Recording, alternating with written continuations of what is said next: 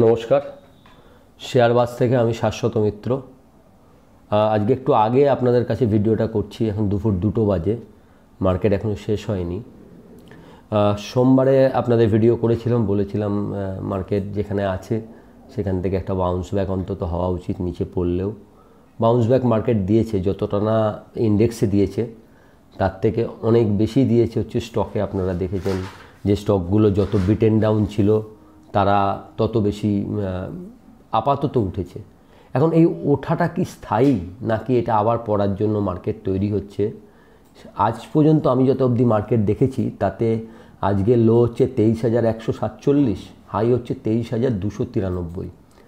যারা আমার টেলিগ্রাম গ্রুপে আছেন তারা হয়তো লক্ষ্য করেছেন, আমি যখন সাপোর্ট দিয়েছি সেটা দিয়েছি 23,050 থেকে 22,950, মানে অনেকটা নিচে। অথচ রেজিস্ট্যান্স দিয়েছি কালকের একদম কাছাকাছি 23,250 থেকে 300 এবং 293 অবধি হাইটা করেছে।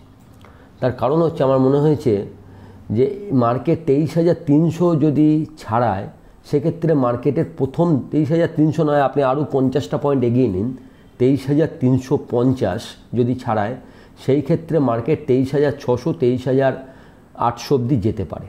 কেন বলছি তার কারণ যে লেগটা থেকে এই ডাউনফলটা শুরু হলো সেটা হচ্ছে প্রথম আমাদের 26,300 একটা হাই করেছিল, সেখান থেকে মার্কেট এলো 23,100 200, যেটা আগের বার। সেখান থেকে মার্কেট কিন্তু বাউন্স ব্যাক করে গেছিলো 24,847। 24,847 থেকে এখানে এসছে 23,050। কত পয়েন্ট? 1800 পয়েন্ট। সাধারণত মার্কেট বাউন্স ব্যাকে আমরা বলি যেই মার্কেট যে ফলটা হয়েছে তার 1/3 অবধি তার বাউন্স ব্যাক হতে পারে না। যদি তার ওপরে মার্কেট চলে তখন আমরা মনে করব এটা নিউ র্যালির শুরু। এটা সাধারণ ধারণা। সেই হিসাবে 1800 পয়েন্টের 1/3 কত? 600 পয়েন্ট। 23,050 প্লাস 600 কত? 23,650। তাহলে 23,350টা যদি ইমিডিয়েট হার্ডেলটা পার করে সেক্ষেত্রে 650 এই জায়গায় যদি মার্কেট 650-800 এই লেভেলটা একটা বড় রেজিস্ট্যান্স তৈরি করবে। এর ওপরে যদি মার্কেট দিন দুয়েক থাকতে পারে সেক্ষেত্রে আমরা হয়তো ভাববো না, আমাদের নিচের জায়গাটা ভয়টা কেটে গেছে। এখন নিচে আমরা কি ভাবছি দেখুন, ব্যাঙ্ক নিফটি দেখবেন 47,900 মনে হয় লো করে 48,800, আজকে 49,000ও মনে হয় একবার ছুঁয়েছিল। 400 পয়েন্ট প্লাসে গিয়ে এখন আবার 100 পয়েন্ট প্লাস এরম আমি একটা দেখে এলাম। নিফটিও প্রায় 100 পয়েন্ট মতো প্লাসে গিয়ে মাইনাসে 20 পয়েন্ট গিয়ে এখন আবার 2-4 পয়েন্ট প্লাস। এই অবস্থায় আমি আপনাদের সঙ্গে ভিডিওটা করছি।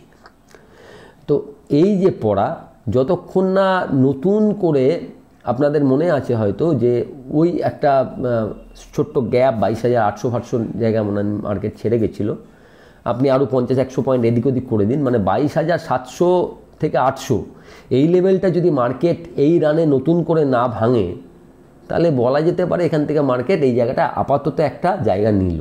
এখান থেকে হয়তো মার্কেট একবার আবার ওই 23,600-800 যেটা বলছি বা 24,200 তারপরে পরবর্তীকালে বা আগের হায়ের কাছাকাছি একবার যাওয়ার চেষ্টা করতে পারে। ব্যাঙ্ক নিফটির ক্ষেত্রে বরঞ্চ কুশনটা একটু বেশি, কারণ ব্যাঙ্ক নিফটি 800-900 পয়েন্ট বেড়েছে। তা 800-900 পয়েন্ট 47,900 ব্যাঙ্ক নিফটি বড় সাপোর্ট ছিল, তার থেকেও বড় সাপোর্ট আছে 46,900।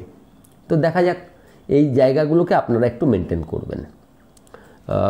মার্কেট যেরকম আছে তাতে মনে হচ্ছে এই যে ওঠানামাটা হচ্ছে না, আজকে 100 পয়েন্ট উঠে আবার 100 পয়েন্ট নামলো, এটা কিন্তু মার্কেটের পক্ষে ভালো।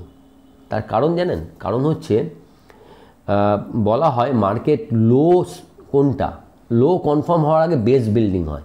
বেস বিল্ডিং মানেই হচ্ছে উতার চড়াও, মানে ঝাট করে উঠলো, পড়লো, কাটাকুটি হলো, কাউকে বেরোতে হবে তো। আপনি এখান থেকে 200 পয়েন্ট টেনে দেন, কিছু লোক ভয় পেবে, তার মাইনাস পজিশন কাটবে। কেউ আবার সাহসী, না ঠিক আছে এইরকম একটা টেকনিক্যালি রেজিস্ট্যান্সের জায়গায় সেখানে আমি আরেকবার ডবল বেচি, সেই বেচাতে হয়তো মার্কেট পড়ে যাবে। এইখানে জোটটা তৈরি হয় যে কোন দিকে জোটটা আছে, প্লাসে না মাইনাসে, পুট সাইড না কল সাইড। এখান থেকে আপনি একটা ডিসিশান নেওয়া শুরু করেন। স্টক এখনও কিন্তু সেরকম কিছু ফেরেনি। মেটাল স্টকে যে ভালোটা দেখছেন সেটা হচ্ছে চায়নার একটু ভালো খবর এসছে। আপনারা জানেন চায়না প্রায় $1 ট্রিলিয়ন নাকি ট্রেড সারপ্লাস করেছে। এইসবে মেটাল হয়তো ভাবছে যে চায়না থেকে কোনো একটা মেটালের জন্য একটা সুখবর আসতে পারে।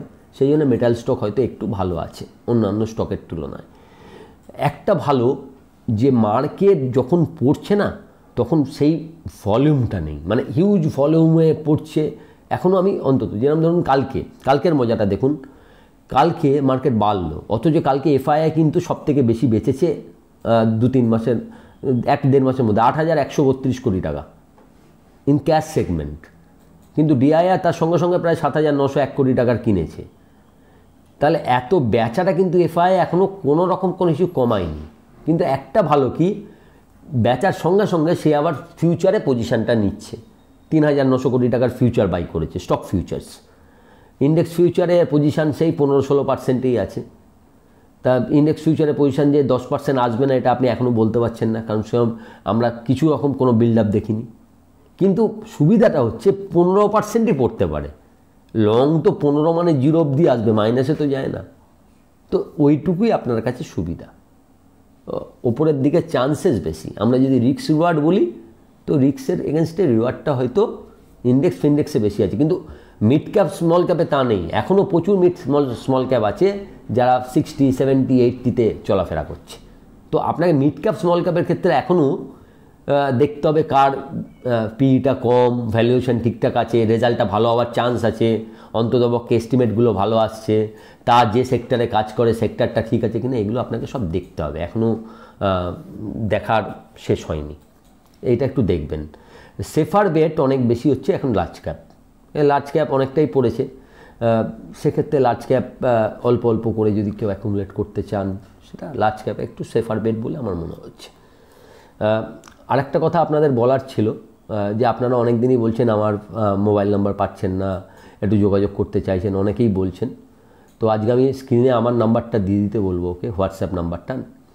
তাও আমি মুখে একবার বলে দিই, 9330159841। এটা হচ্ছে আমার, যারা আমার সঙ্গে যোগাযোগ করতে চান তারাই শুধুমাত্র, মানে স্টক নিয়ে কোনো কিছু আপনার জিজ্ঞাসা আছে বা কিছু আছে।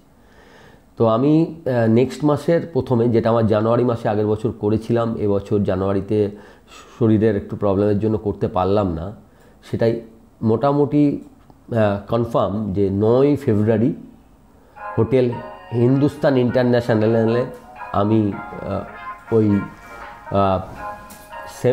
সেমিনারটা করব।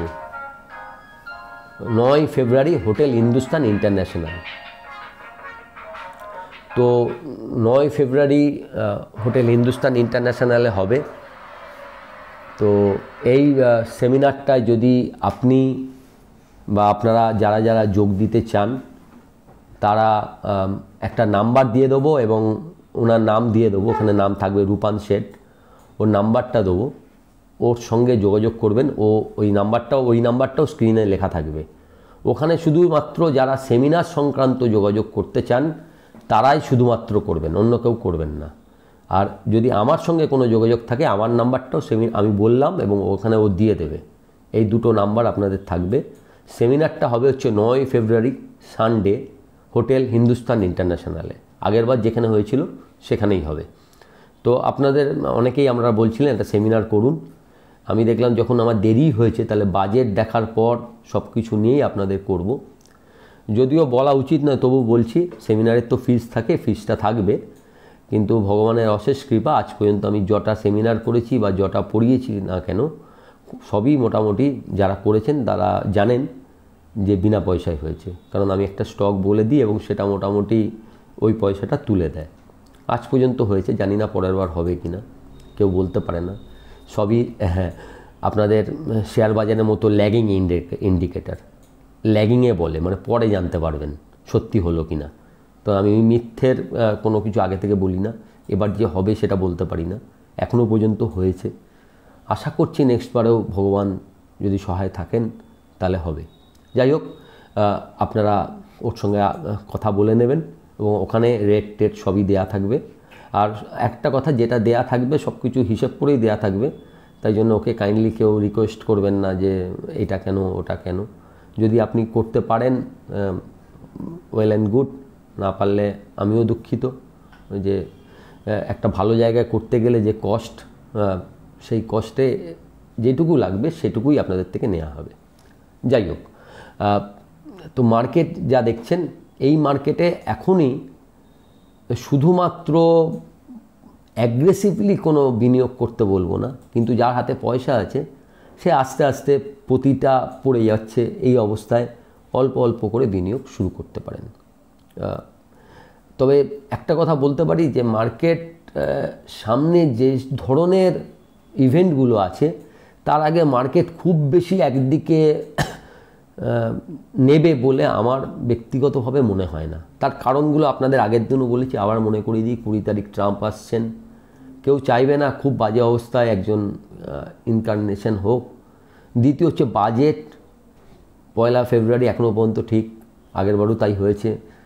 এবং বাজেটটা হচ্ছে কোনো একটা গভর্নমেন্টের ফার্স্ট বাজেট এবং সামনে কোনো ভোট নেই, সুতরাং হাত খুলে খেলার জায়গা আছে। সবচেয়ে বড় কথা হচ্ছে যেখানে গ্রোথ কম সব জায়গায় বলছে গভর্নমেন্টের একটা প্রচেষ্টা থাকা উচিত গ্রোথটা যাতে ট্র্যাক লাইনটা ঠিক থাকে, কারণ গ্রোথ না হলে আপনার এমপ্লয়মেন্ট জেনারেশন হয় না, এমপ্লয়মেন্ট জেনারেশন না হলে গভর্নমেন্টের প্রবলেম হয়, সেই গভর্নমেন্ট পরবর্তীকালে কতটা ভালো করতে পারবে সে তার ব্যাপার। এইসব ব্যাপারগুলো সাধারণত সব যদি আপনি ডটসগুলোকে কানেক্ট করেন তো আপনার একটা আশা থাকতেই পারে যে ভালো হবে আর কি, এবারে বাজেটটা ভালো হবে। যাই হোক, আপনারা ভালো থাকবেন। আর সেমিনারের ব্যাপারে যারা যোগাযোগ করতে চাইছেন রূপান শেঠের নাম্বারে যোগাযোগ করবেন, এবং আমার সঙ্গে যারা যোগাযোগ করতে চাইছেন আমার হোয়াটসঅ্যাপ নাম্বার, শুধুমাত্র হোয়াটসঅ্যাপ করবেন 9330159841 এই নাম্বারে। ভালো থাকবেন। ভিডিওটা ভালো লাগলে একটু লাইক শেয়ার করবেন, এবং যারা প্রথমবার দেখছেন সাবস্ক্রাইব করবেন, এবং আমার টেলিগ্রাম চ্যানেলের সঙ্গে যুক্ত থাকবেন। নমস্কার।